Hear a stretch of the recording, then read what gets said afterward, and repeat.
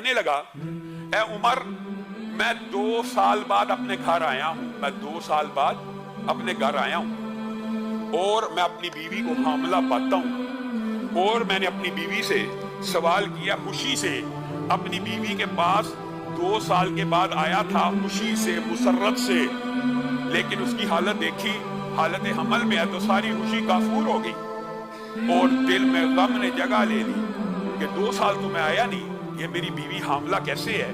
جب میں نے عمر اس سے استفسار کیا تو وہ کہنے لگی اللہ کی قسم میرے پیٹ میں جو حمل ہے تو ہی اس کا باپ ہے۔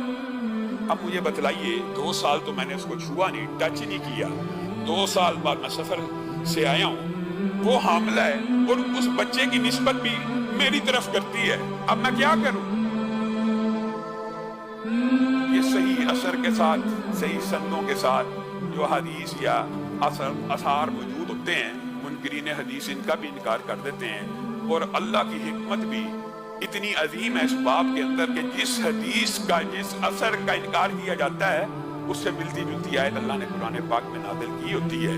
جیسے آدم کی عمر کے حوالے سے منکرین حدیث نے انکار کر دیا 1000 برس عمر کیسے ہو سکتی ہے، تو قرآن پاک میں اللہ نے نوح کی عمر 950 برس بیان کر دی وغیرہ۔ یعنی جس حدیث کا انکار ہوتا ہے اس سے ملتی جلتی آیت بھی، اس سے ملتا جلتا واقعہ بھی قرآن پاک میں موجود ہوتا ہے۔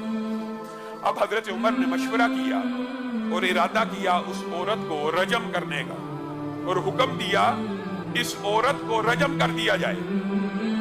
کون حکم دے رہا؟ خلیفۃ المسلمین۔ کون حکم دے رہا؟ امیر المومنین۔ کون حکم دے رہا؟ حضرت عمر، جن کے علم و فضل کے دنیا کے سارے امتی قائل ہیں۔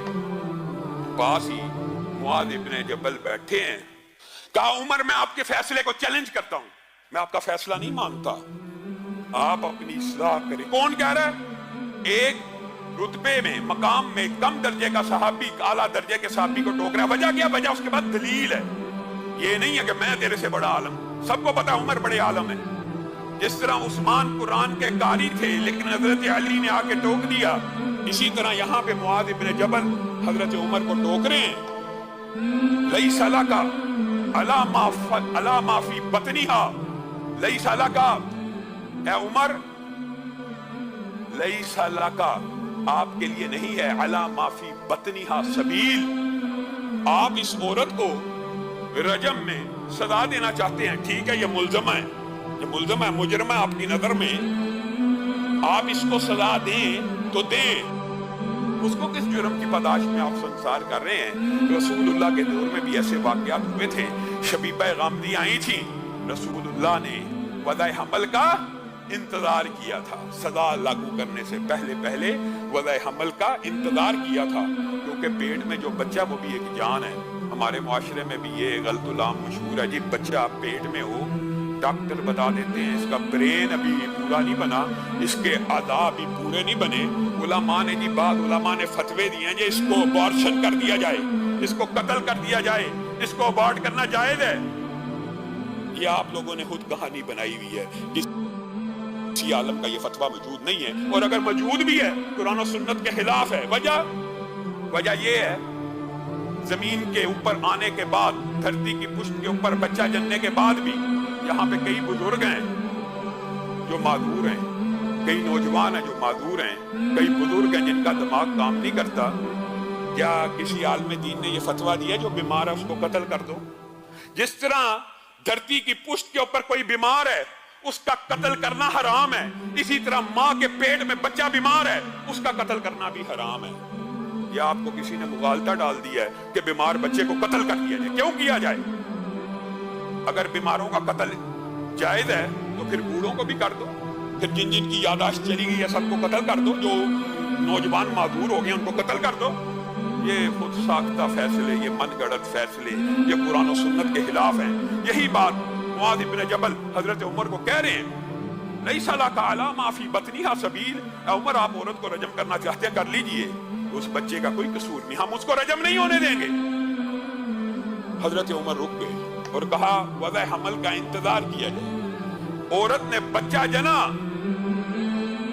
عورت نے بچہ جنا، اور صحیح سند میں موجود ہے جس وقت وہ بچہ جنا قد خرجت ثنایاہ، جس وقت وہ بچہ جنا گیا، وہ اتنی بڑی عمر کا تھا کہ اس کے دانت نکل آئے ہوئے تھے، اس کے دانت نکل چکے تھے، اور باپ نے اس بچے کو دیکھا، کہنے لگا اللہ کی قسم، کعبے کے رب کی قسم، یہ تو میرے ہی جیسا ہے اور یہ میرا ہی بچہ ہے۔ حضرت عمر تک یہ خبر پہنچی۔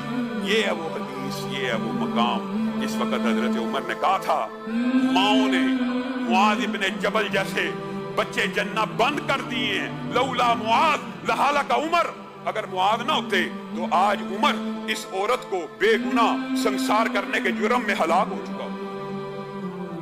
دنیا میں کون سی ہستی ہے، کون سی شخصیت ہے اگر ابو بکر کے فیصلے کو چیلنج کیا جا سکتا ہے؟ اس کی روشنی میں، دلیل کی، وحی کی روشنی میں اگر عمر کے فیصلے کو چیلنج کیا جا سکتا ہے، کس کی روشنی میں؟ یہ نہیں فلاں نے کہا ہے، فلاں نے کہا ہے، معاذ ابن جبل نے کہا تو چیلنج ہو جائے گا، عبداللہ ابن عباس نے کہا تو چیلنج ہو جائے گا، نہیں، دلیل کی روشنی میں کائنات میں کوئی امتی ایسا نہیں ہے جس کے قول کو، جس کے فعل کو، جس کے عمل کو چیلنج نہ کیا جا سکے۔ ہاں، چیلنج کرنے کے لیے دلیل ہونا ضروری ہے، اور دلیل اسلام میں وحی ہے، اور وحی کی دو ہی قسمیں ہیں، ایک اللہ کی آیت قرآن ہے اور دوسرا مدینے والے کا فرمان ہے، بس بات ختم۔